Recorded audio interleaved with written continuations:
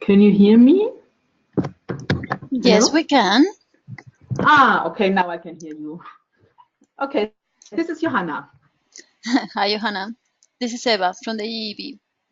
Hi, Eva. Nice to hear you.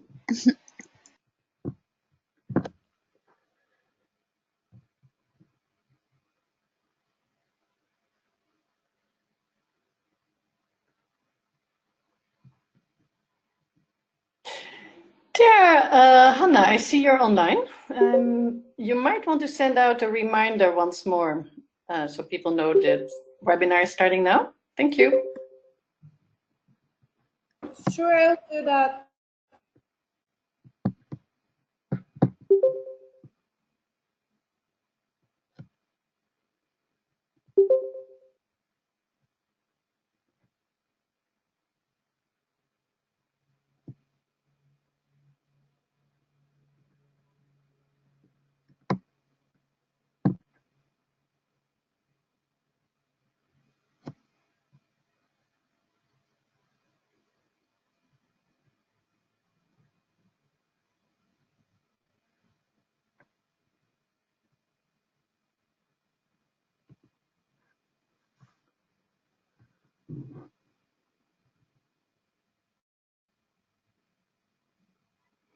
Oh, thank you for using the current one. I saw it.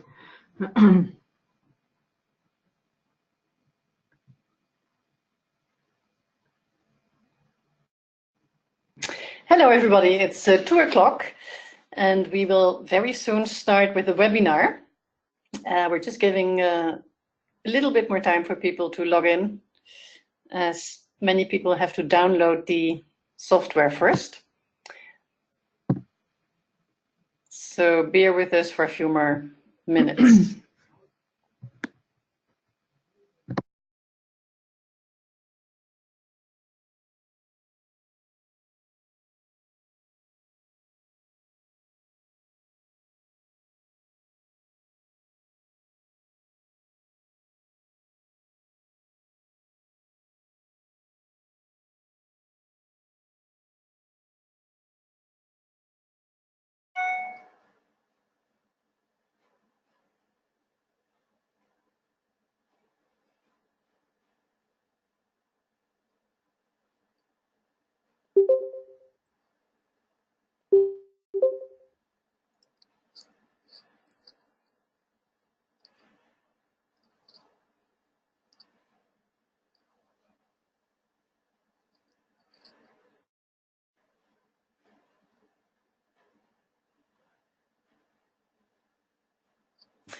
Wonderful. I see more and more people joining this webinar. So I would suggest that we do a quick round of introductions to see who is online, while we give a little bit more time for others to join as well. So welcome to the webinar on gender and SDGs in the UNECE region. We're holding this webinar to prepare for the high-level political forum on the Sustainable Development Goals, which starts next week, Monday, in New York at the United Nations. I see many people are joining us, and therefore I would just like to start with a small round of introductions, and I'll start right away with Anja. Anja, please introduce yourself. Hello, everyone. My name is Anja, and I work with WECF in Germany. And I'm responsible for the DEAR project, so working on the Sustainable Development Goals and making civil society and politicians and citizens aware of the Sustainable Development Goals in Europe. I'm glad to be joining. Thank you, Anja. Anna Holthaus.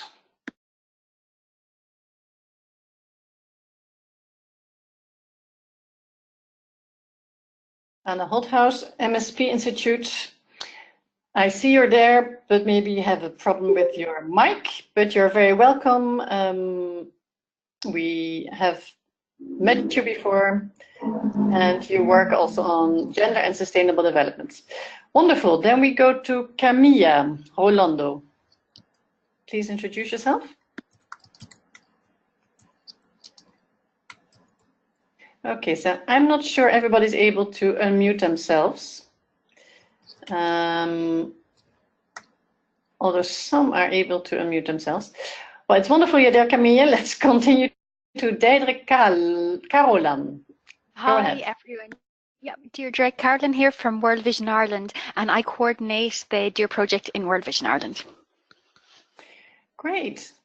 Wonderful to have you on board. Thank Hannah.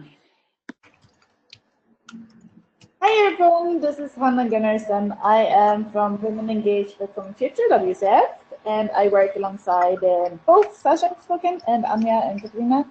And I am the gender expert. I work on policy and I do communication, and I'm very active in the Women's Major Group. So I do the communications for Women's Major Group together with Leanne.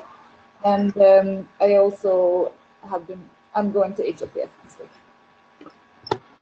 Yeah, that's great. Please add to your introduction if you're planning to be in New York for the HLPF. Harry, floor is yours.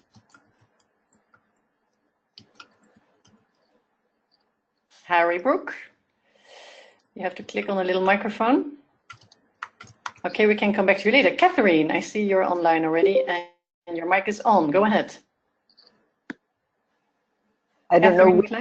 Yeah. Oh, hi, hi, Sasha. Yeah, hi. I'm here in New York where I live, so I definitely will be at all the events, and I work on issues related to older persons. That means 60 and older.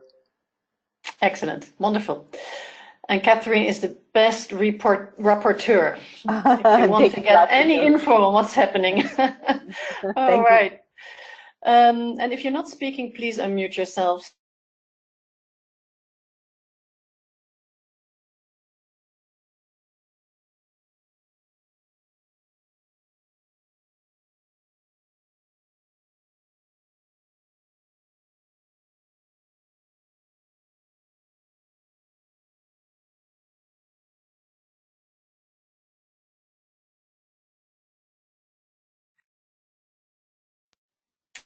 Sandra, okay, so unmute herself. Tanya.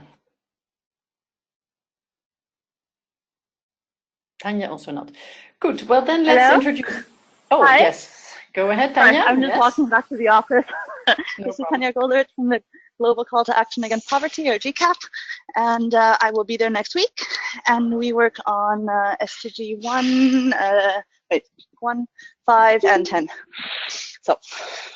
Super, wonderful.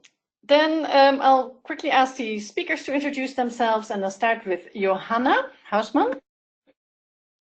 Hi, everybody. This is Johanna Hausmann. I'm working with WCF based here in Munich on the issue of chemicals and health, and I will try to make a link to gender and SDG 12.4. Excellent. Katharina Habersbrunner has a terrible cold, but maybe you can still introduce yourself, Katharina.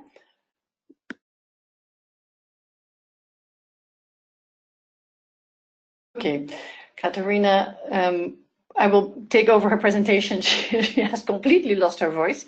And we also have our colleague Camilla. Do you want to try and introduce yourself? No? Okay, I hope it will work later when it's your time to speak, Camilla. We have some newcomers who just joined us. I see Alexandra Kumbuli from the Women in Development. Go ahead. And you can introduce yourself, Alexandra. We don't hear you right now. Try once more. We still don't hear you. So we have a problem with your mic, Alexandra. But we're glad you're on the call, and you can always ask questions in the chat. I see Sandra Zimmer wrote that she is also having a problem with her mic, but she's working with DEAR project in Germany with AWO International. So that's great. And Katharina really can't speak. And then we still have Andreas Date, who just joined us. Andreas, do you want to try and introduce yourself?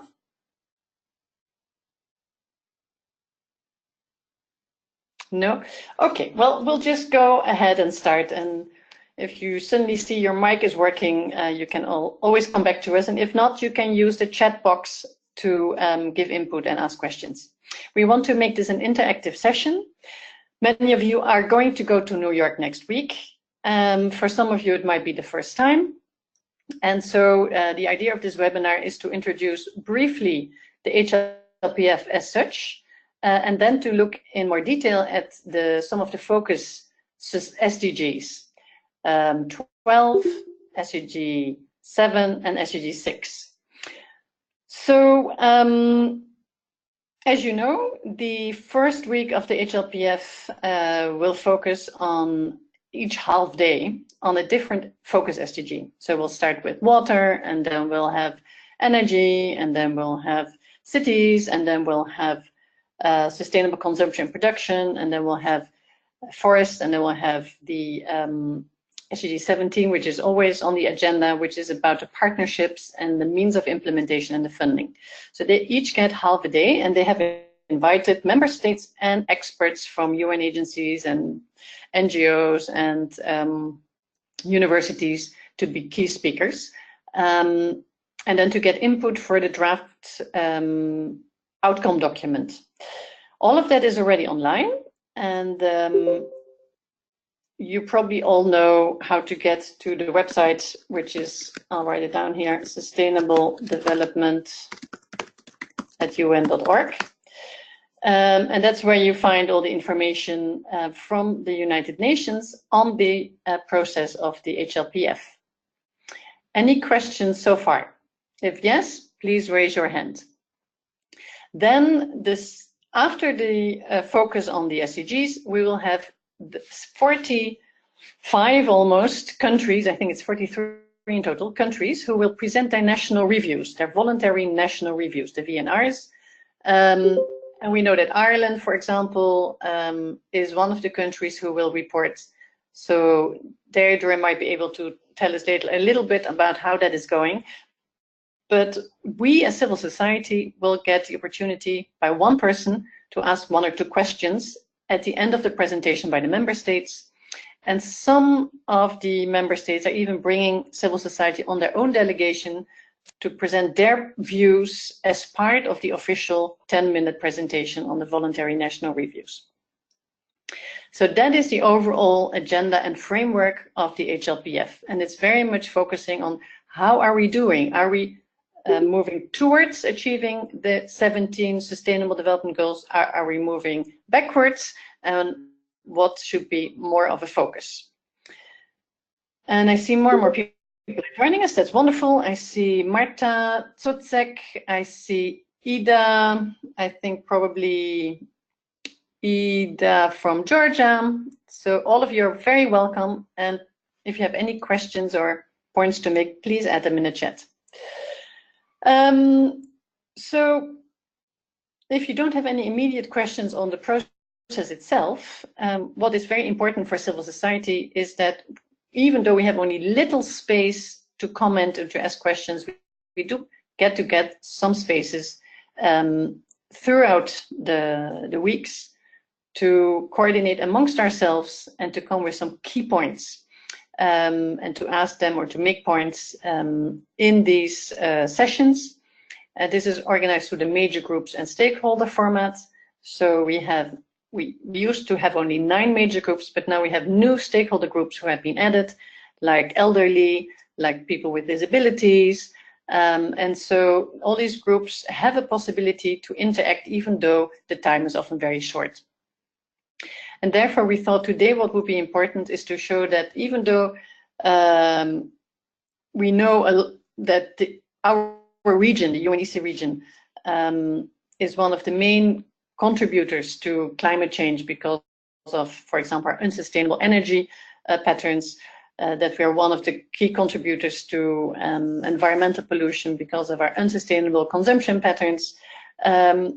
We wanted to focus on these SDGs to get a little bit more of a sense of how we, from our region, should try to bring key priorities to our own governments from the northern countries, from the UNEC region, into the discussion. And therefore, I propose that we go to the first speaker, Johanna Hausmann, who is the Senior Advisor for Chemicals at our organization, Women Engaged for a Common Future, and to ask Johanna to take us through the SDG 12 and what are some of the key issues we should try to bring into the HLPF discussions. Johanna, the floor is yours. Yeah, thank you, Sasha. Thank you very much. As I see, I am not the expert on the Women Nature Group and neither on the SDGs. I'm not involved that much, but I found out during preparing my presentation that my work is definitely providing input to implement the SDGs, especially SDG 12.4, sound management of chemicals and waste. So let me introduce a little bit this issue. Next slide, please. As I said, I will focus on SDG 12.4, but I think we should take some key aspects of this SDG 12, sustainable development and consumption patterns in mind.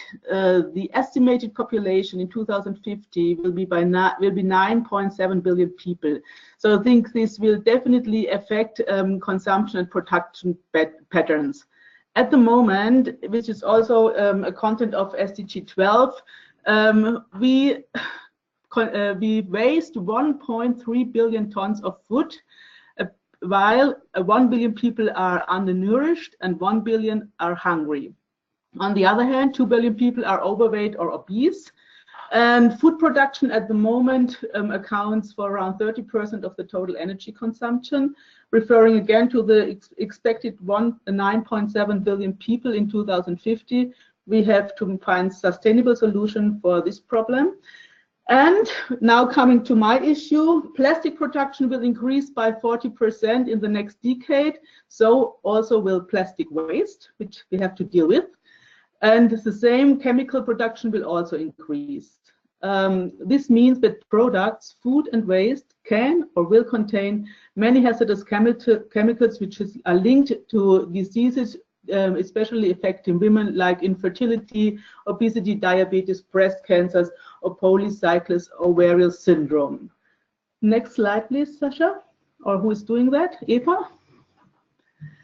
Yeah, therefore, I think there's an urgent need to achieve an environmental sound management of chemicals and all waste and to minimize the adverse impacts of chemicals on human health and the environment best by 2020, but probably this is a vision.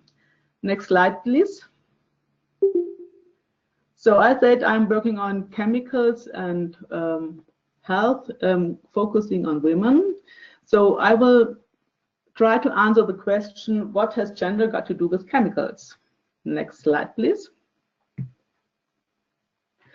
I don't know how informed you are, but probably you know that men, women and children worldwide, of course, all exposed to hazardous chemicals, but in the last time, gender aspects of chemical safety have largely been ignored.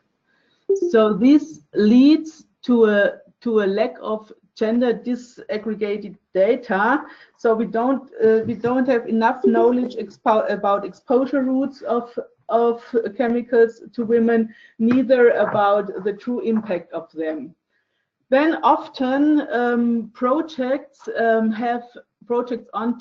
chemicals and waste have a low effectiveness because they take not into account a gender assessment before they start or gender sensitive indicators for evaluating these projects.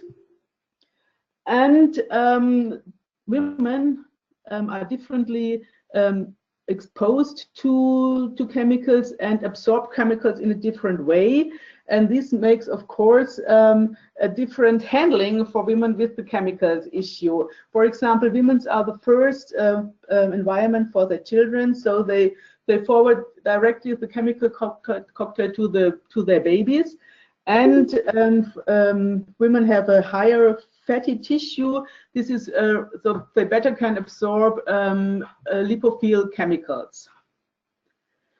Then the difference between men and women, which has to be taken into account, is the fact that women have different time periods where they're especially sensitive on exposure to hazardous chemicals.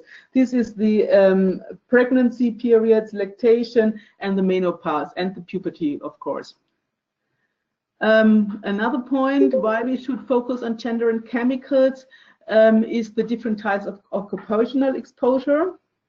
Many studies were based on men and their occupational situation, but women have a completely different occupational situation. For example, women working in agriculture in some countries, and they are really very much exposed to highly hazardous pesticides.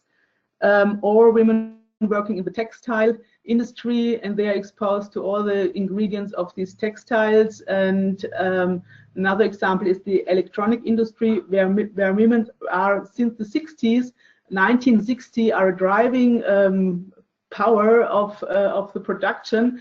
And there, you know, there are a lot of chemicals which they are exposed to. And what also makes it different between men and women, it has to take into account, is that women have less access to information and still have less decision-making power. Next slide, please. So what so far is not sustainable at all is that hazardous chemicals can be found everywhere in our daily life and have negative impact on health and the environment. You can find them in your daily products, like your textiles, your furniture, your cosmetics, in pesticides, in electronics.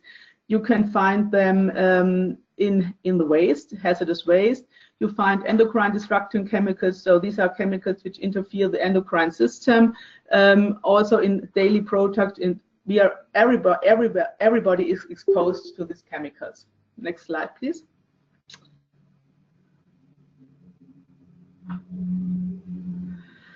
Yeah, here again, maybe I don't have to mention everything. Here you can find some chemical groups which are dangerous and which are linked to adverse health effects, like adverse reproductive, developmental, immunological, hormonal, or carcinogenic effects. Very worrying we are about the endocrine disrupting chemicals, which can be found also in many daily use products, and which leads to infertility and causes hormone-related cancers. Yeah, women's different patterns of product use can result in different potential of chemical exposure. For example, women use more cosmetic products. Women are more involved in household, so they have detergents around them. And as I told you already, in terms of their occupational exposure, it's different to men. Next slide, please. Maybe Johanna, while you're presenting this, in how far are these, is this being addressed by the SDGs? Are the targets and indicators addressing these hazardous chemicals which we have in all these products you just mentioned?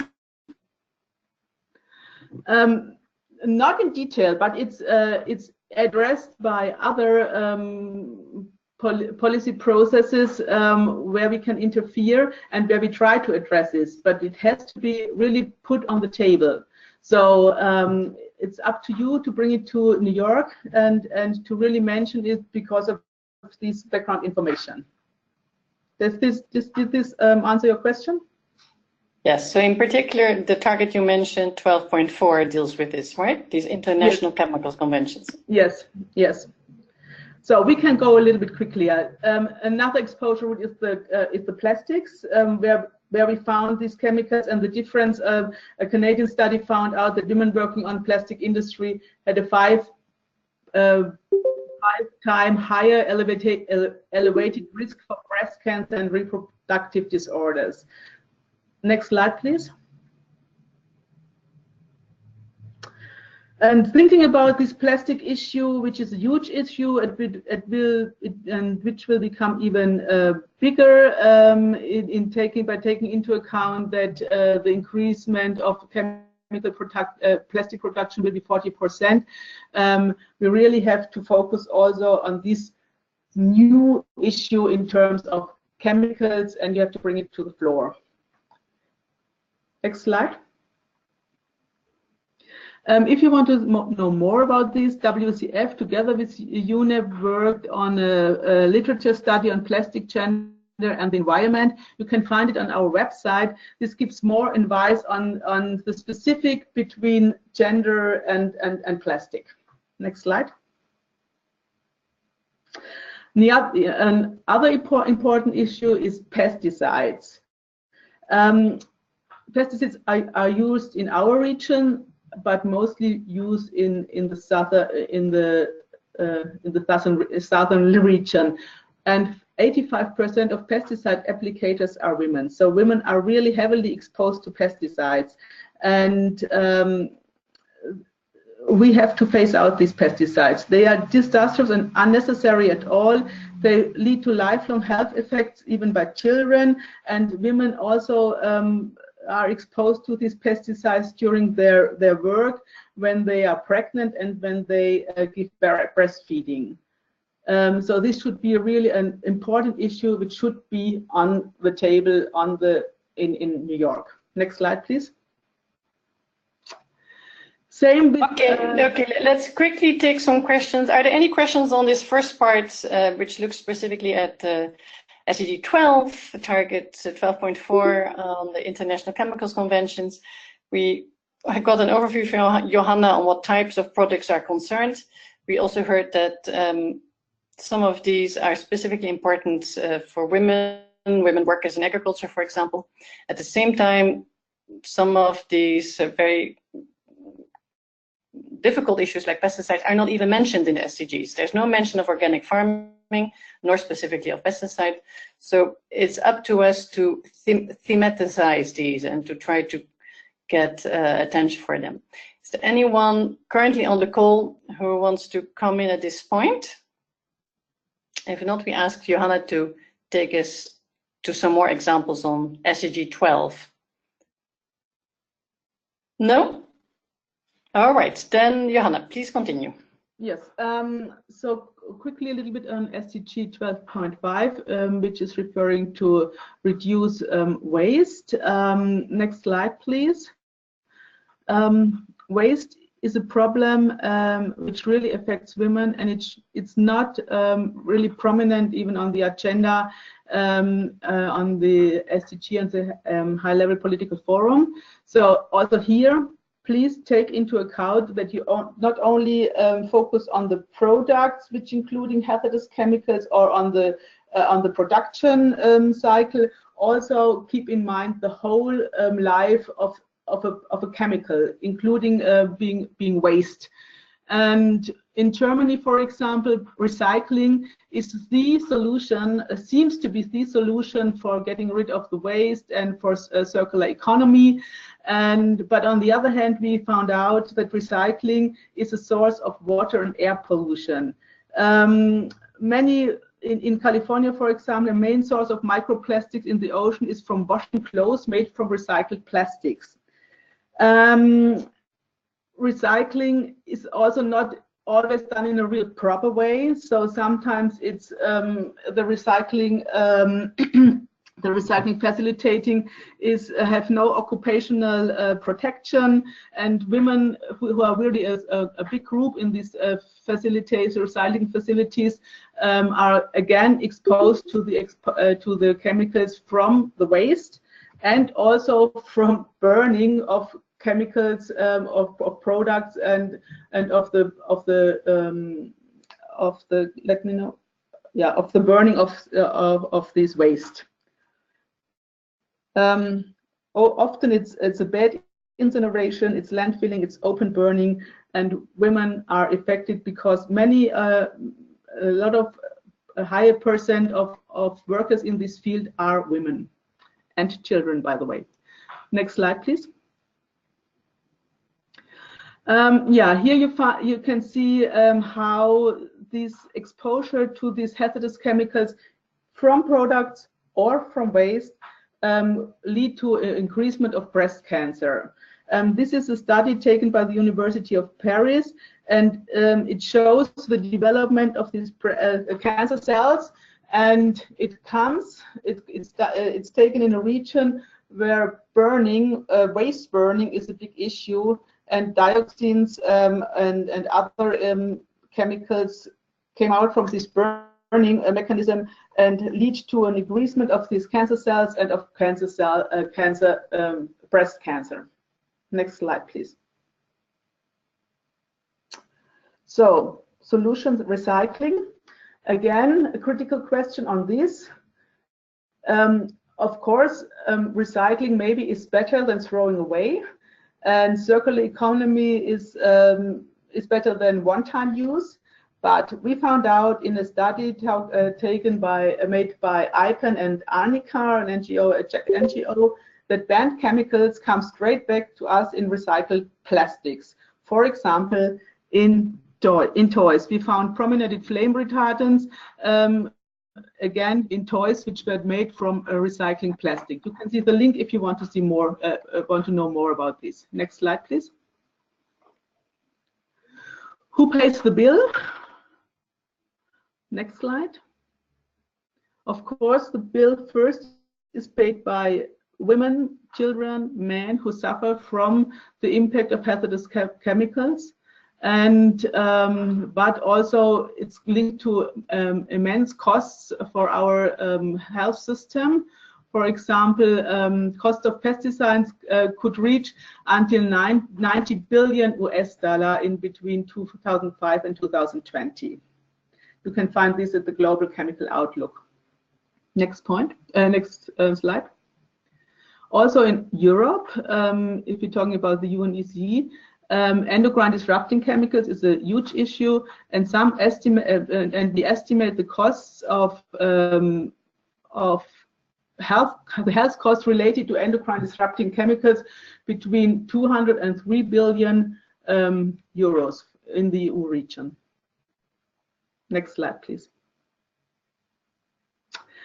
And the bill is also paid by children who are born pre-polluted. So from FIGO, we heard in 2016, I guess it was, or was in 2050, that most children in our days are born pre-polluted. And FIGO, which is the International Federation of Gynecologists, really demands or calls for better protection, for political action to reduce the exposure to hazardous chemicals, including endocrine disrupting chemicals. Next slide. So now we are coming to the work we can do. What can be done by CEO to implement, to help to support the implementation of SDG 12, especially SDG 12.4 and 0.5. Next slide, please. We in Europe, we build coalitions for advocating. For example, in terms of EDC, we had a coalition of 66 organizations who is fighting for better protection from endocrine disrupting chemicals. So we are addressing the EU Commission, but we are also addressing our national policymakers. And this is what you can do at the high-level political forum. Go to your national delegates and ask for demand for better protection from hazardous chemicals. Next slide, please. So this is the EDC Free Europe coalition, who is doing this work here in Europe on EDCs. Next slide. What you also can do is raise awareness on the issues. We are focusing on women by informing pregnant women on how to protect from EDCs, for example, or we inform young parents, or we inform consumers in general by providing an app for toxic-free shopping. And we are calling on national level with all these tools, also on political level, for an action plan for better protection from EDCs and other hazardous chemicals. Next slide, please. Also a type of awareness raising and making some recommendations, or you can name it pressure. WCF together with Bali Focus and Web Nigeria made a case study on gender dimensions of hazardous chemicals and waste under the Basel, Rotterdam and Stockholm Convention, to figure out how women are especially exposed and what have to be done to improve the situation. The plastic gender study I already managed. We have a brochure on women and chemicals, also done with UNEP. And this is the movie on the right hand, on the bottom. You can watch it on YouTube. Next slide. So besides the HLPF, there are other policy processes where you can jump in and support a better legislation for chemicals focusing on women. There is, for example, as I mentioned already, the Basel Rotterdam Stockholm Convention, which has a gender action plan, or the International Labour Organization. I guess is a good it's a good field to jump in, because so far there is nothing written about gender and chemicals, and occupational diseases and occupational exposure on chemicals is a huge problem. Then the Minamata Convention mentions women and chemicals. You can jump in there. On European level, we have the European Health and Environment process. So we are working on this process to get a better legislation and on this issue in the countries which belong to the European WHO region. We have the 7th European Action Plan. You can give comments on this. We have national health and action plans where you can jump in and demand for better legislation. In Germany, it's not that easy. At the moment, there are less things running on the issue of chemicals and health in terms of gender and women aspects. But we have SICAM, which is the approach of international chemical management, and this is negotiated now because its mandate is ending by 2020. So we are negotiating beyond SICAM process, and their NGOs are very strong involved because it's a multi-stakeholder process, and we have the right to really work on the papers and to give input. And there we try to introduce women and chemicals as an emerging issue, or as an issue of concern, as it will be named in the future SICAM. Next slide.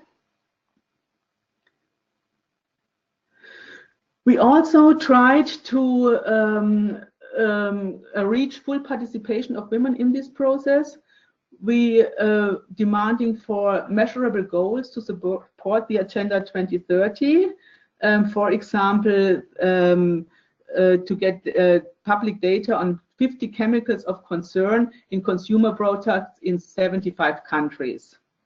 And we try to implement a zero waste strategy and clean non-toxic production. More you can find on this issue on the IPEN website. Next slide. So now next week you will be in, most of you or many of you will be in New York. Here are 8 demands to improve gender and chemical safety in SDG 12. Please call or talk to your delegates and call for a mandatory phase out of hazardous chemicals in consumer products along the whole life circle, particularly in products targeted towards women and girls, like menstrual hygiene products, like cosmetic products, in textiles, etc. Call for regulation which protect women in the workplace from hazardous pesticides, and including a mandatory phase out of all hazardous pesticides. Encourage circular economy, but please make sure that hazardous chemicals are not recycled. Call for avoiding trade-offs. This means to reach some sustainable development goal, they sell another one. For example, to reach a climate, to save the climate, then you have carbon systems to save energy, but carbon is a chemical which is not very healthy. Next slide, please. Another demand should be to require a company to reveal the full health and safety information of products, so along the whole product chain. And request for fundamental chemical safety principle like public right to know and the precautionary principle. Set up funds on the polluter pays principle to avoid damages. to those who have been affected by hazardous chemicals at work and in the surrounding environment, especially for women.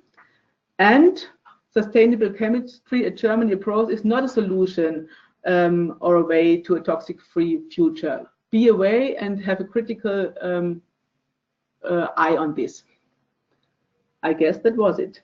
Thank you very much.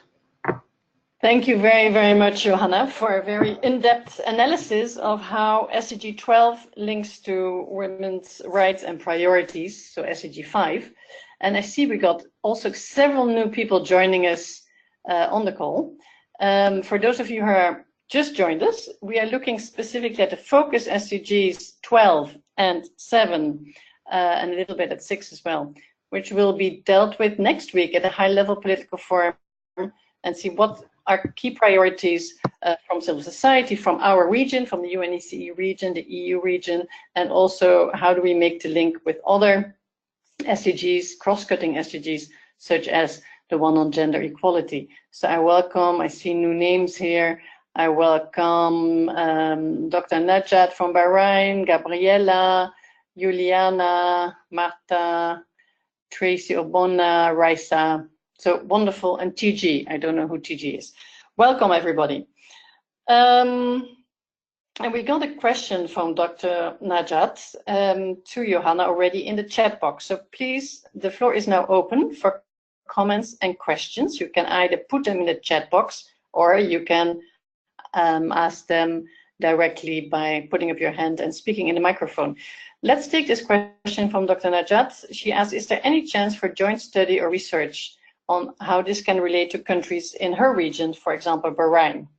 So Johanna, that's a question to you, and I think it's also a question about the availability of data on these topics, on how chemicals and waste impact women and men differently, and what we should bring to the HLPF in this sense. Would you like to comment on that, Johanna? Yes, I guess the Global Chemical Outlook probably might be a source for studies, although which is related to the Bahrain situation.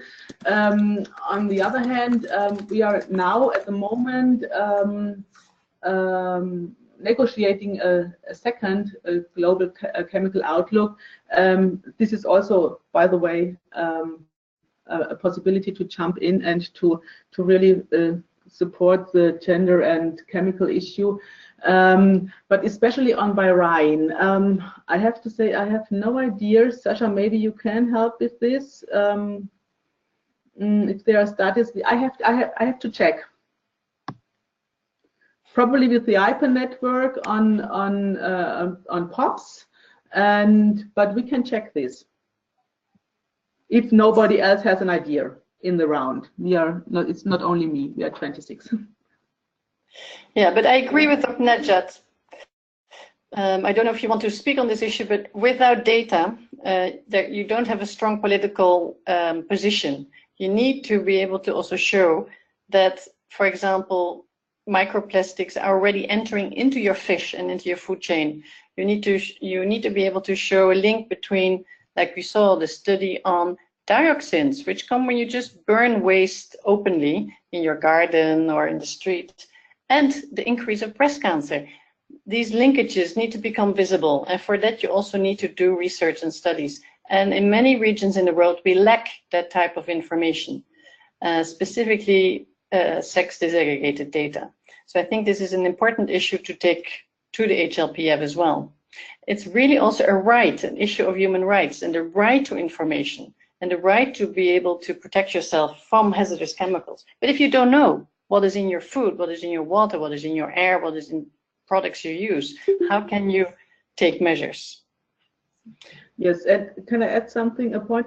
And you also have to make sure that the research which is made is really objective and independent by independent scientists to get really objective data. Yes, and we get some more comments on this. I see Catherine Klein saying we need to also address age disaggregated data. As women who are older, they live longer and they accumulate more of these hazardous chemicals, for example. which is true because many of these chemicals are bioaccumulative, so they will increase in your body burden over the years. And Dr. Najat just gave her her email address so we can further discuss this issue after the webinar. Thank you for that. Then we have a question from Alexander Kumbuli from Albania, who says, thank you, Johanna, for the intervention. I just wanted to stress that SDG 12 is not part of the Albanian national strategy, and it is also not reflected in the VNR. So that is a very important point. Yeah, some of the countries who are presenting their national reviews are not even looking at some of the focus SDGs of this year. And for example, in Albania, that is the case. So Alexandra, would like to do an intervention on this issue during the VNR session, because Albania has huge problems regarding waste management. That is a very good point, Alexandra. We would support such an intervention because you will be allowed to organize as Albanian civil society organizations and to ask 1 or 2 questions. And this could be one of the questions to the government. Why are they ignoring such a pressing issue, especially if it's a focus SDG of this year? Yes, I also checked some voluntary reports, and I saw it's really a gap. It's a gap. This issue is not very often mentioned, even not mentioned at all. Good idea, Alexandra, to add this. Yeah, and I think it's also important for those groups who work on SDG 10 or SDG 1, because we see there is a strong link between people living in poverty and living in the most polluted areas.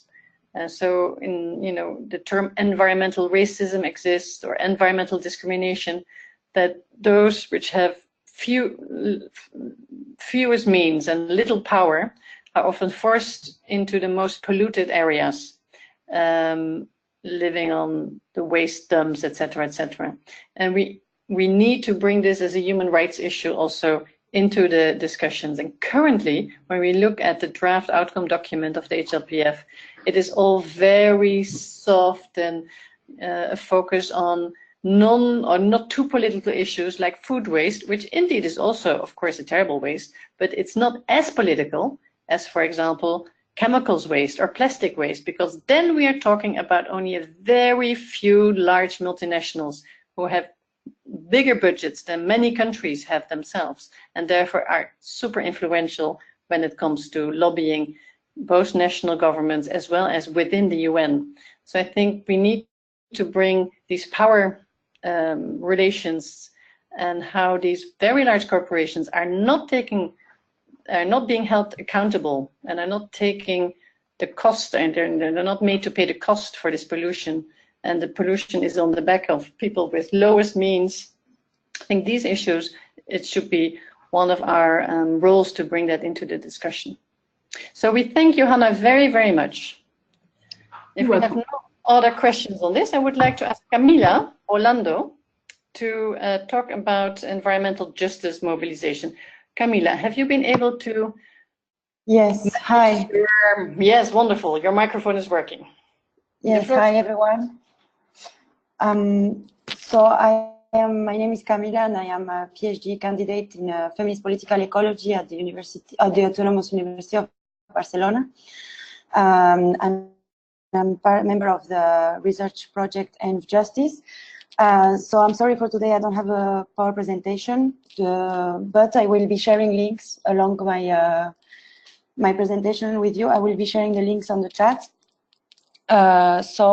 Environmental justice is a concept born in '72 when a Black community in North Carolina in the US was opposing a landfill in their neighborhood. So historically, environmental justice highlighted the social struggles in the urban US involving toxins and environmental racism, putting forward that the environment is worst off in neighborhoods with a predominance of racial minorities and lower classes. So today, environmental justice EG as widespread at a global scale and has become an umbrella concept referring to social mobilizations fighting against a wide range of social environmental issues and inequalities in both in urban and rural contexts and in north and southern countries. The concept is widespread used in academia and activist grassroots organizations. In the global south, it has been the spread of the concept in the global south has been exponential, and most often encompasses struggles for protection of sources of livelihoods against extractivist projects oriented to exportation, including claims for, and these mobilizations include claims for land and water rights, health rights, and claims for the respect of cultural rights. By extractivist projects, I mean mining, fossil fuels extractions, logging, and land conflicts, among others. So it's relevant to pay attention to environmental justice at the global level, because this happens in terms of unequal ecological exchange between the north and the south. Communities from the south and their living are being jeopardized by projects most often export-oriented to fit the ways of life and consumption of the global north. So yeah, today today's webinar is on the European and the North countries, but it's important to keep in mind these inequalities are happening at the global scale, which are well summarized by this the concept of environmental justice. So I put this link on the project. The link I just add now is the link to the project I'm part of, called Env Justice. It's a European funded project, and the main objective is we are a team of PhDs and postdocs students documenting an online atlas of environmental justice mobilizations worldwide. So the EG Atlas, the initiative for the Atlas started during a previous European project. It's called HLPF, and today we are two projects working on the Atlas at the same time. The project I'm part of, Env Justice, and also Acknowledge. So you have all the links now in the common chat to these projects and to the EG Atlas, So the goals of the EG Atlas is to go beyond the mere documentation of cases of environmental justice conflicts and mobilizations. It aims to act as a tool for transformative knowledge production, advocacy, and activism, while also contributing to ongoing theorizing and networking around environmental justice issues. The most common cases in the countries from the global south that are on the Atlas are on mobilizations triggered against the proposed activist projects, extractivist projects, or these mobilizations are also triggered once the impacts of these projects are already felt. But with the extractivist frontier is going forward in northern countries as well, with, for instance, the increase of unconventional fossil fuels extraction, and the fracking in Canada is also a good illustration of this current trend. But on the EG Atlas, we don't only have documented cases of extractivist projects, and there are also mobilizations against the large-scale dams, waste management, infrastructure projects, tourist mega complexes, or also conflicts against the nuclear energy, for instance. The EG Atlas, but the EG mobilizations hold great potential for challenging the status quo and proposing social transformations. At the community level, EG mobilizations strengthen the participation and and there is a major. It happens that there is a major citizens' political involvement who happen to be better included in local decision-making processes. When looking at women's participation in EJ mobilizations, they adopt new public roles, occupying political spaces they happen to be excluded from.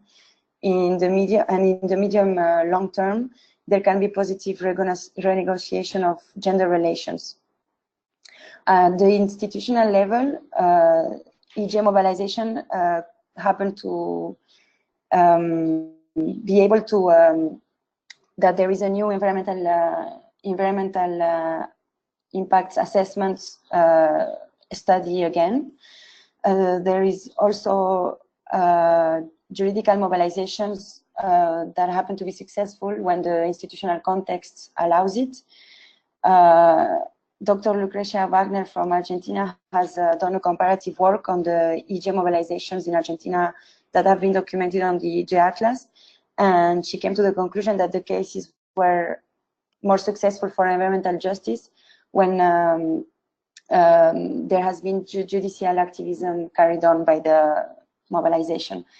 And for instance, in France, there has been the grassroots opposition to fracking has successfully obtained the ban of this industry in France.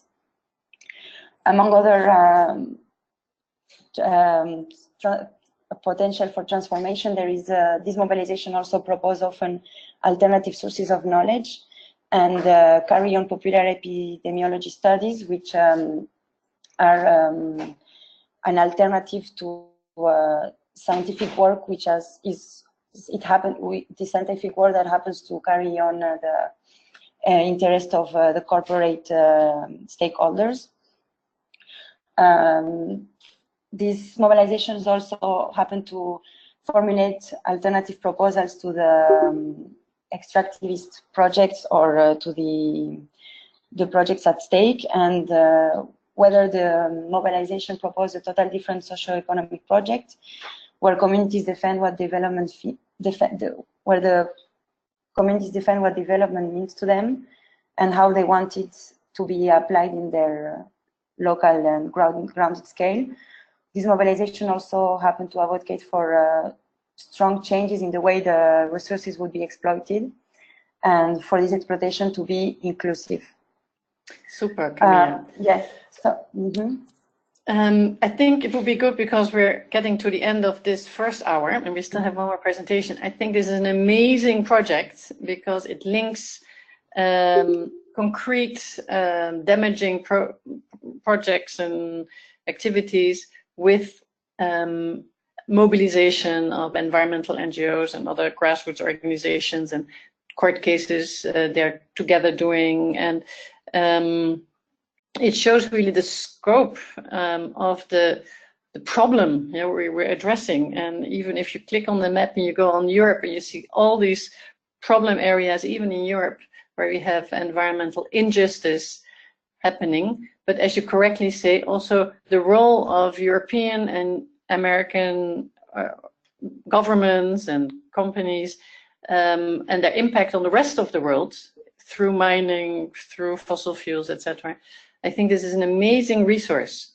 And it's very important for this upcoming HLPF because in SDG 12, mining is an issue. Divestments, or let's say stopping subsidies to fossil fuels, is specifically mentioned in SDG 12, but it's not even enough. We need further divestments and much more push to halt fracking and shale oil, etc., etc.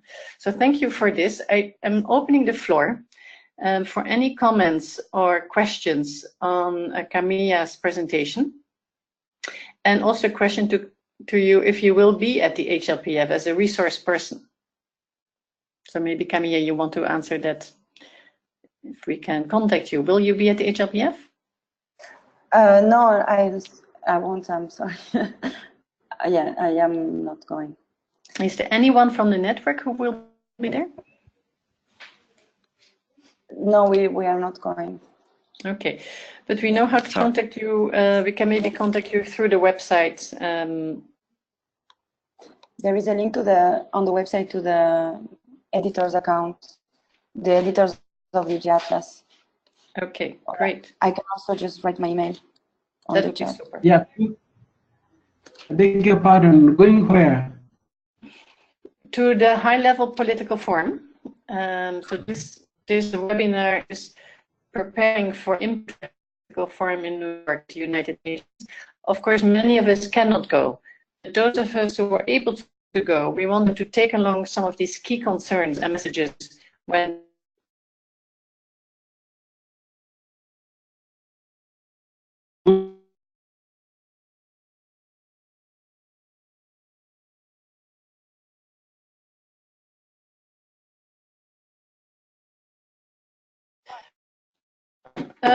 so thank you, Justas, for that question. I also saw that Deirdre wanted to make a question or a comment. Go ahead. Yeah, absolutely, I did. And thank you very much, Camilla, for your very interesting presentation discussion.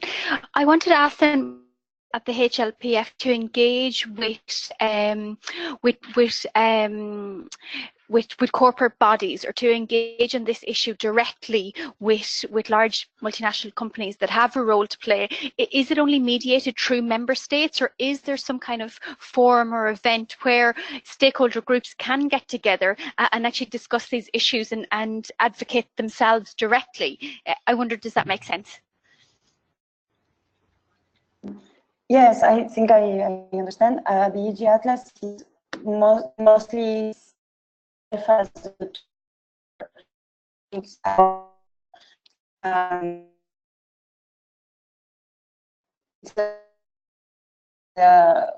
grassroots mobilizations and advocating for corporate accountability, and more than participating, more than working with the corporate actors. Is it answering your question? Or? Yes, yeah, it's really a tool, yeah. Mm-hmm. And perhaps even that question is wider for anyone else who's I'll be going to the HLPF next week, but it's my first time, so I'm not really sure what those engagements look like. So if anyone else would like to comment, but yeah, thank you, Camilla. Sure. That really was great. Shall we ask Hanna Gunnarsson to maybe explain a little bit, for example, how the Women's Major Group prepares and how you can get engaged, and how there will be a multi-stakeholder meeting as well on Sunday. Would you like to come in on this, Hanna, and give a quick overview? Yeah. Hi, everyone. So this is Hannah. For those who are new to the conversation, I work with Sasha at Women Engaged for a Common Future. And Women Engaged for a Common Future is also an organizational partner for Women's Major Group. And as many of you know, the way to be part of the process as a civil society organization is through major groups or other stakeholder groups. So Women's Major Group is the main major group that brings together women's rights organizations and women's organizations and organizations working on gender equality. So we will have, at HLPF, we will have a strategy meeting on Sunday where we welcome new members who's not been there before to come. That is specifically to look at how we will work during the 2 weeks. So every day we'll have morning meetings where we go through the political agenda from the day before, but also set the agenda for the day. And there are several ways to do your advocacy at the HLPF. So as you know, the first week will be high-level panels on the focus SDGs, whereas the second week will be on the VNRs. So this is a lot of the high-level delegates will come only the second week. There are some, because your question was regarding businesses, but there's sometimes businesses invited. So the different ways to do advocacy at HLPF is to, together with your major group, and specifically the Women's Major Group, are very specific with this. We speak in the collective voice with the Women's Major Group. So everything we do is collectively, so that it's to make sure that there's a lot of people who's not able to attend the events, so their voices can be heard as well. So we do lots of webinars beforehand, but we also, when we work on documents and interventions, we write them together. And then we have a selection process on who gets to deliver them. So you can do interventions during the high-level panels, but there's also another way to do advocacy, and that's to attend side events. And this is where you can get to talk with, for example, business people. If you see there's a side event that is with some of the organizations or corporations that you would like to target with your advocacy, it's very good to go to those side events and then do interventions. Because when you do interventions, you speak about your personal, like not your personal, but your organizations or your community's advocacy. It's a great door opener for talking then after the side event directly with these corporations or these delegates, whoever you try to target. There's also other ways to do advocacy. You can set up meetings with ambassadors or delegates, and this is something we do with Women's Major Group, for example. We try and meet as many country delegations as possible. This we also do collectively, so there's never one person going to meet the delegation. Okay, thank you very much, Hannah, for that overview. Catherine Klein, would you like to add a little bit from the elderly? I always forget the official name of your major group. Catherine? Yeah, what we're doing, we're the stakeholder group on aging, and we do have a side event, and our main liaison, Frances Zinedine, who's a retired UN staff person, is very, very involved with something that is a coordinating mechanism for all the different groups that Sasha has mentioned, because as she said, it expanded from the original 9, since it's impossible to not acknowledge persons with disabilities and the growing aging population. So we have statements. We're also involved with integrating what we see as our unique issues, the same way everybody else is, into a common statement that all the different civil society groups are going to be limited the space where we can engage. And I thought, Deirdre, you brought up a really good point, because I have been attending UN meetings here in New York City for 7 years, and there's almost no engagement with corporations. And quite frankly, the ones who do come to the UN actually want to be involved. They may not be the worst polluters, but they could be more effective, I think, in supporting our efforts. And you're right, very little is open to them. We do have many opportunities. There is a business and industry major group, so maybe it would make sense at some point. If you're interested, Deirdre, I can, if you send the email, I'll send you who is their main liaison here for HLPF, and I think that's a very good suggestion. Thank you. Yeah, and I think we have to acknowledge one thing, that the space for civil society is very limited for all our major groups and stakeholder groups, but the big businesses, the multinationals, they have a preferential space. They sit next to the governments in the main plenary room, and they have gotten a special observer status. So in addition to having a major group on business and industry, they also got this amazing space as if they were a state. And that is just new. That happened 2 years ago without anybody noticing.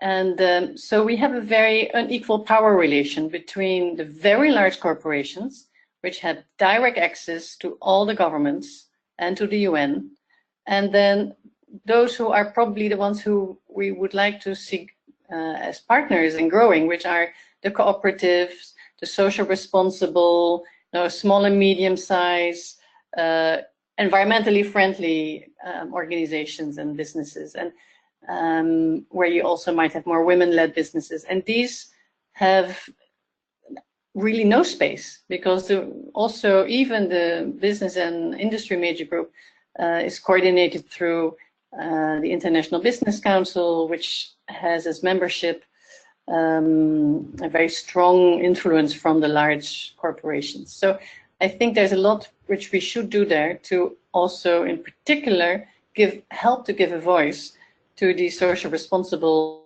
small and medium-sized women-led organizations, which currently have really no space at all. I think this is a key issue because we are concerned, as many civil society organizations working on these issues, of a too strong power inequality in this entire process, and that the big polluters are the ones who have most power, and the ones who are really there for transformation have no space at all. Good. In principle, we could still have a quick look at SDG 7. So if I see no objections, I will take a few of the slides which were prepared by my colleague Katharina Habersbrunner, who unfortunately has lost her voice entirely. So I'll take you through some of her slides. We have SDG 7, and the focus of SDG 7 is on modern sustainable energy. And as you see here on the first slide, it's to ensure universal access to affordable, reliable, and modern energy services. This was a big discussion if we should have the word modern, yes or no, in the target, instead of sustainable or instead of renewable. But there was a very, very strong push from the African group to have the word modern. And then here it's very much about access to electricity, access to safe and clean fuels. But there's no specific mention, for example, of what, or definition of that. Then under 7.2, we have a substantial increase of renewable energy in the global energy mix. And we know that is essential to address climate change, that we need to move out of the fossil fuels and the coal and the oil into renewables. But again, here is what is sustainable renewables. Biofuels can be very unsustainable and very devastating as well, even though they're renewable. And then we have 7.3, which is to double the global rate of improvement to energy efficiency. And this is, of course, the area where there's the biggest and the fastest gains to make, which is in energy efficiency and doing the same thing with less need for energy. Next slide, please. And what we see is that when you look at the global population,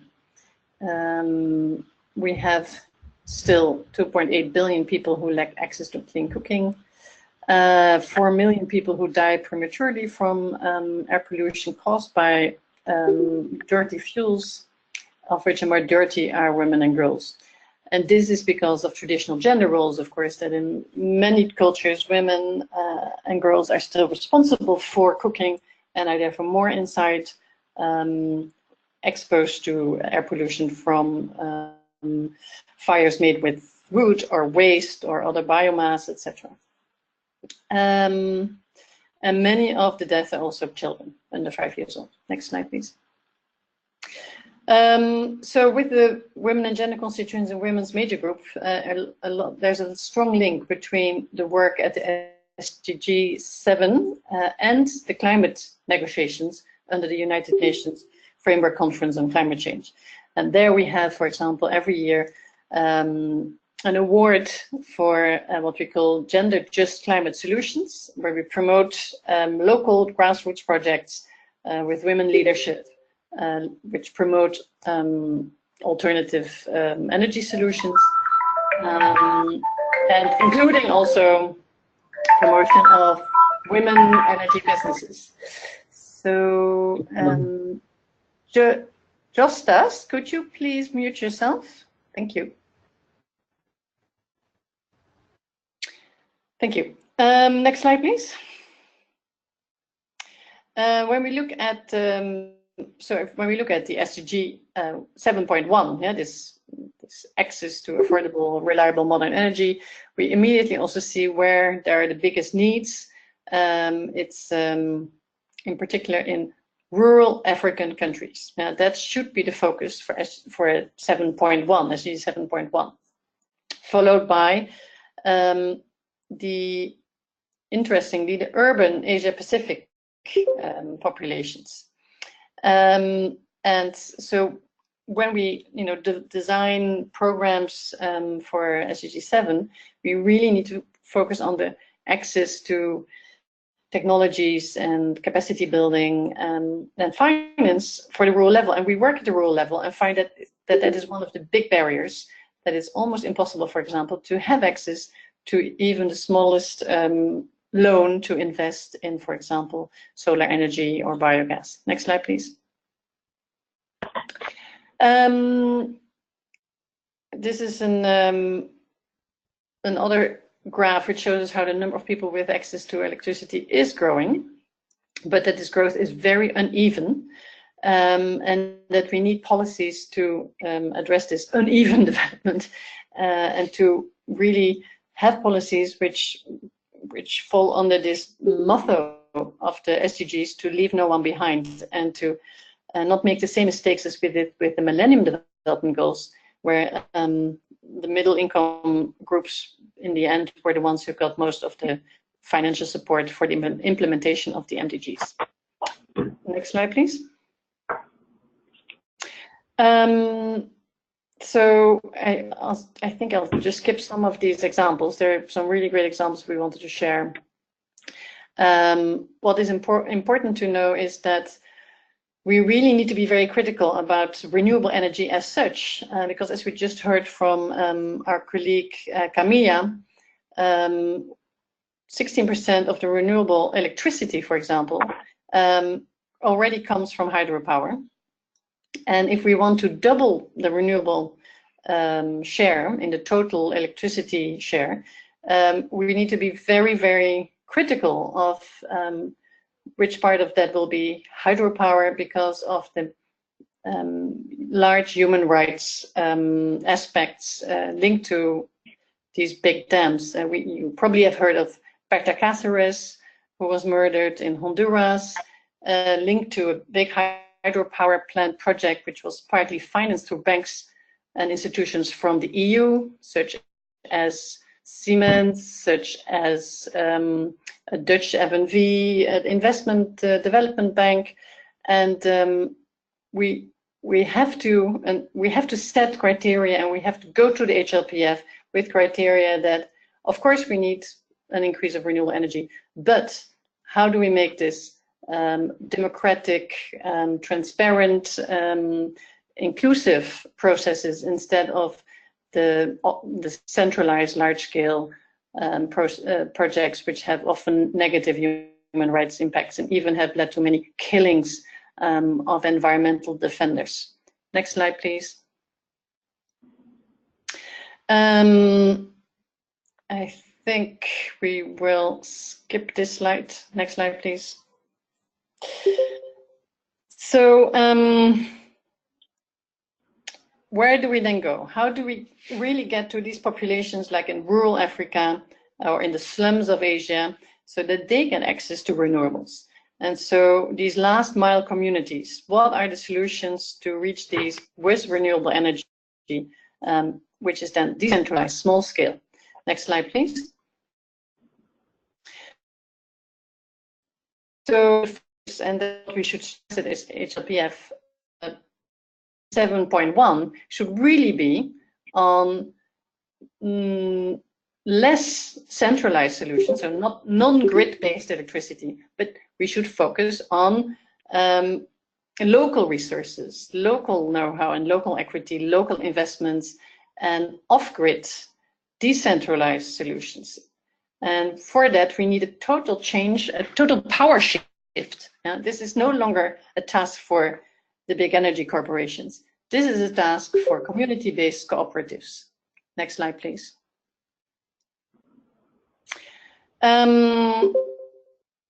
Let's skip this slide. Next slide, please.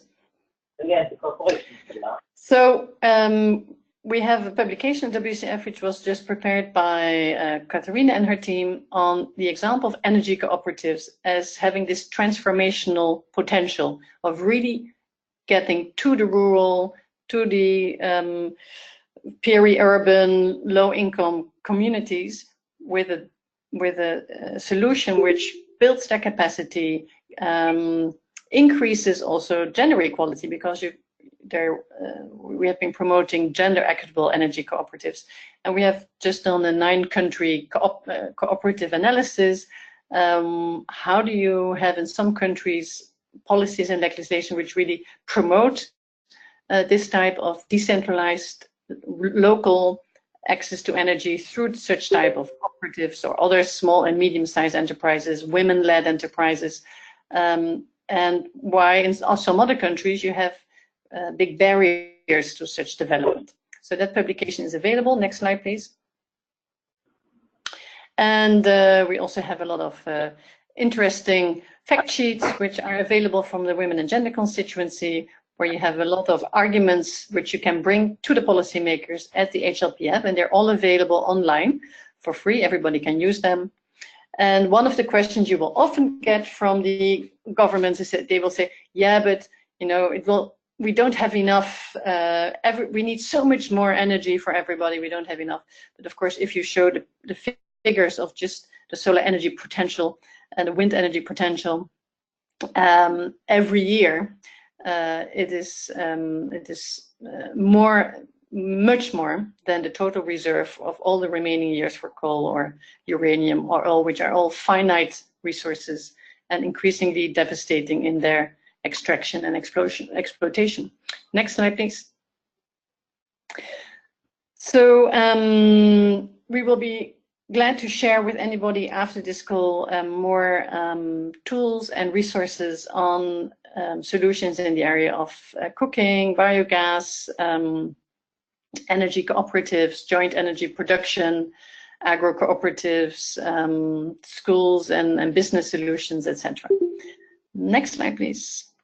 But what is key is that really we should be promoting these different energy models, which are about a real transformation of the energy sector, not only to renewable energy, but really to a democratic approach to energy production, and where there is local control, and where we do not land grab and destroy indigenous peoples' habitats, for example, and where we also empower women as leaders and in co-decision making.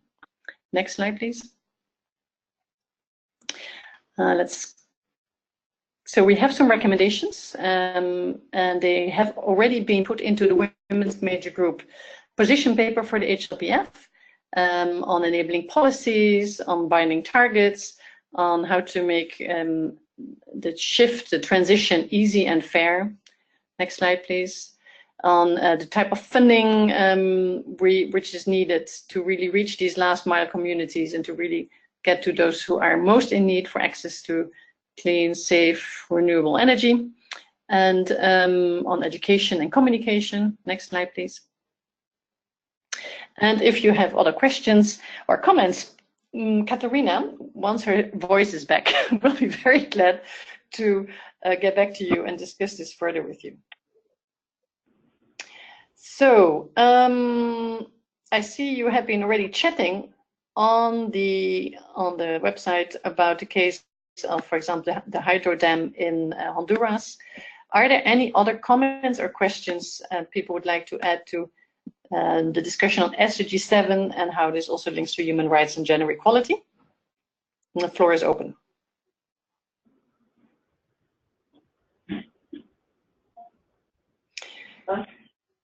Yeah, Andro, telephone number 2. I see you would like to say something. No. Or Rom, do you want to say something? Oui, tout le monde fait comme moi, c'est des bons. Non, mais j'écoute. Il y a de temps en temps des choses qui sont intéressantes, je note. Okay, I'm afraid we don't have a good connection, so maybe the organizer Eva can mute them again. Unfortunately, we can't hear the interventions, but please write them down in the chat. Although the people on the phone cannot write in the chat, but we can take your questions also later. For those of you coming to the HLPF, please get in contact with your major groups, and let's organize amongst the major groups, also groups who can work specifically on pushing recommendations on SDG 7 and on SDG 12, and to strengthen each other also in the side events which we're organizing. For example, we will have a side event looking at defending the defenders on the 10th of July at lunchtime. And we would be very glad if you could help us bring people to the side event and have especially also member state delegations present. Hey, Sasha, so this is Hannah. I have a question for you. Sure. So this is regarding so how was the side event? Because you attended the side event at the Regional Forum Sustainable Development. And what was your experience from the UNICE region by the corporations that were there? Because you made interventions as civil society, but would you like to explain what we might face when we go to HLPF from our regional report? Yeah, of course, in our region, we have a few countries which have political interest in promoting unsustainable energy.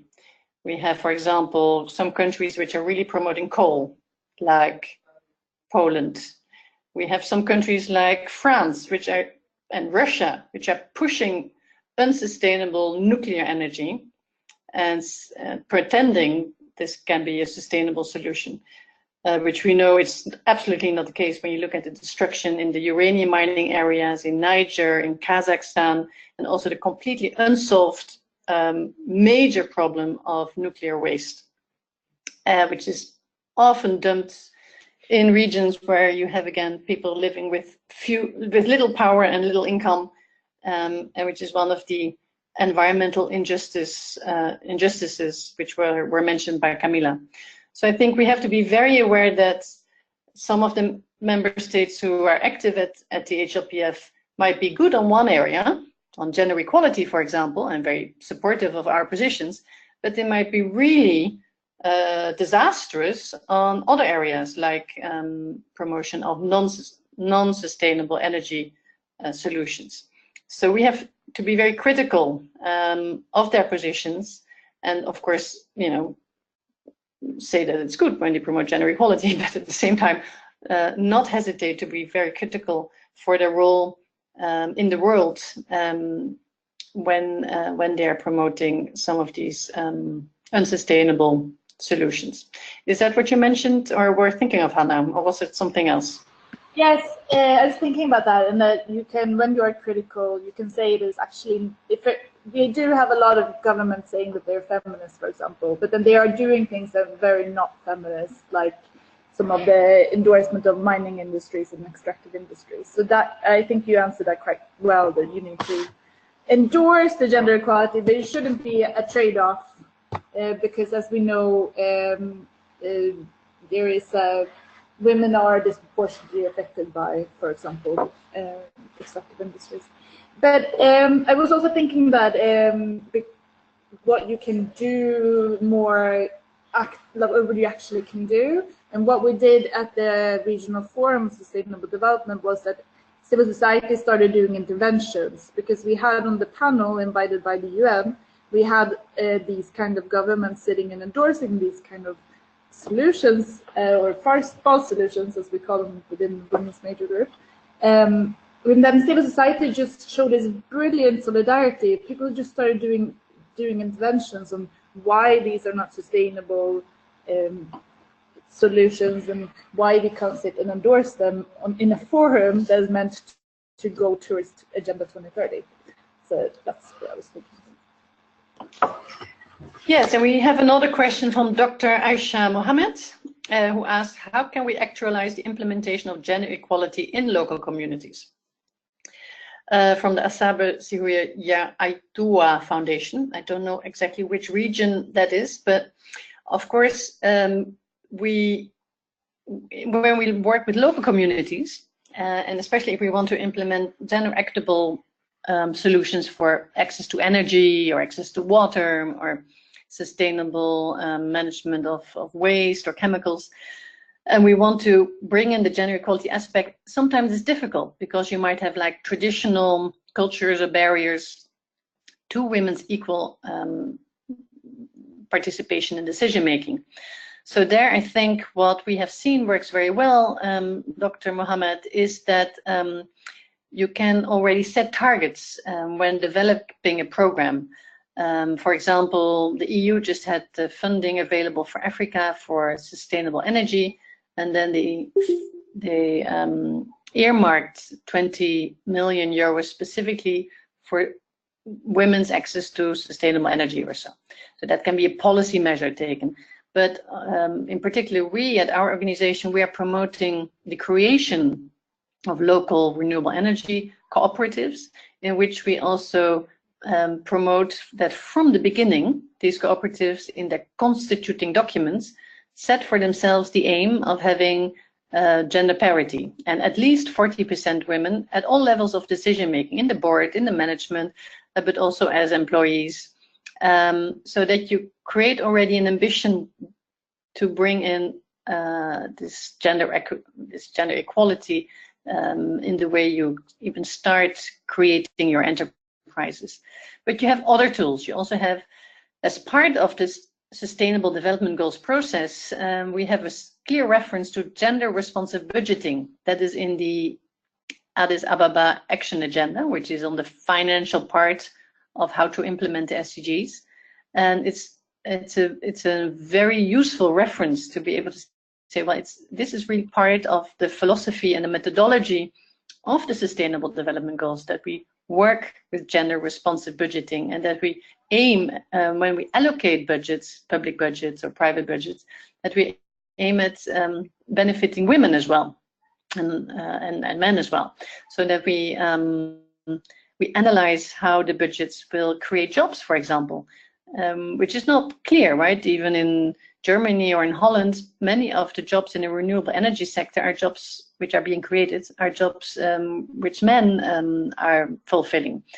And so I don't know if you're on the call, we have some colleagues from Germany, from LIFE and Gender CC, who are promoting specifically also more women in capacity building, training, education of renewable energy. So yes, it's not very easy, but we have tools, and we are applying them already with success. So we'll be very happy to share that.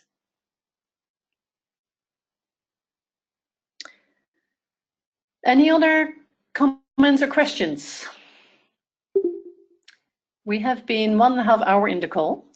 We probably will have to close the call soon. Is there any specific question or request on the other SDG which we wanted to discuss, which is the one on water and sanitation?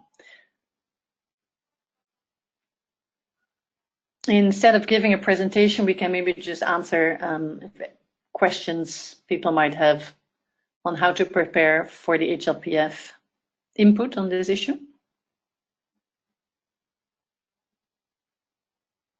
When you go on the website of UN Water, they have prepared a global report on SDG 6, where they give global data on how we are progressing on the different targets of SDG 6, which are about access to safe water, drinking water, safe sanitation, hygiene, but also about reusing water in areas which are prone to droughts, for example, and how to do that in a safe way. And also how to share water between regions and countries and between sectors. So that report has been commented on by many civil society organizations, and the input of that consultation process, I have not yet seen it, so I don't know if anyone else has seen it. But the overall report is available from UN Water and will be presented next week. And again, here I think key input from civil society is about justice. It's about really focusing on those who are most left behind, understanding the power relations in the water sector, and to address problems of privatization or of very large users at the expense of small users, you know, the Coca-Colas against the small farmers, etc., etc. And these issues, it's our role to continue to bring these into the agenda, and if possible also into into the statements by civil society, and where we can, of course, member states.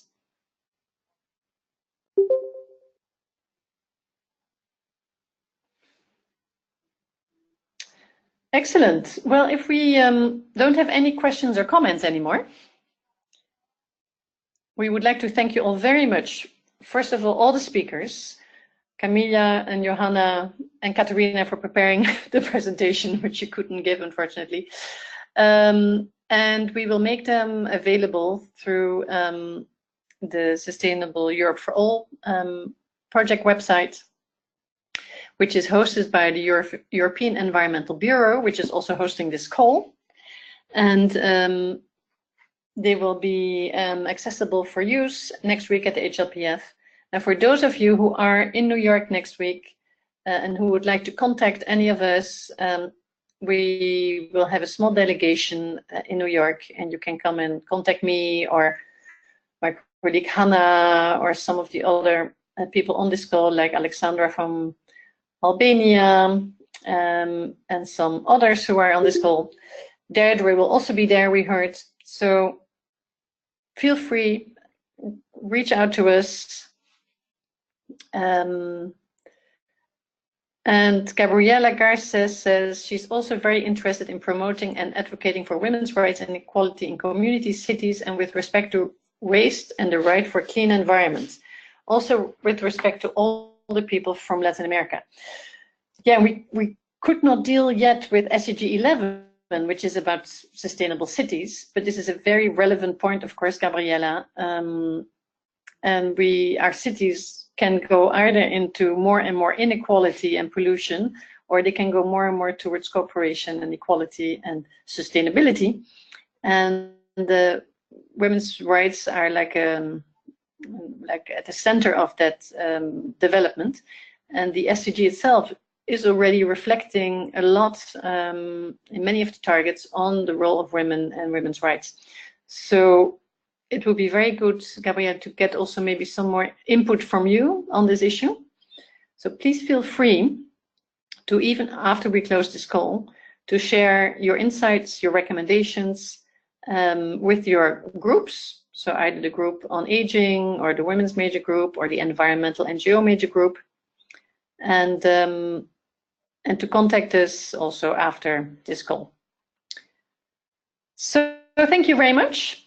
And thank you for being here. Have a wonderful afternoon and see some of you hopefully next week at the HLPF.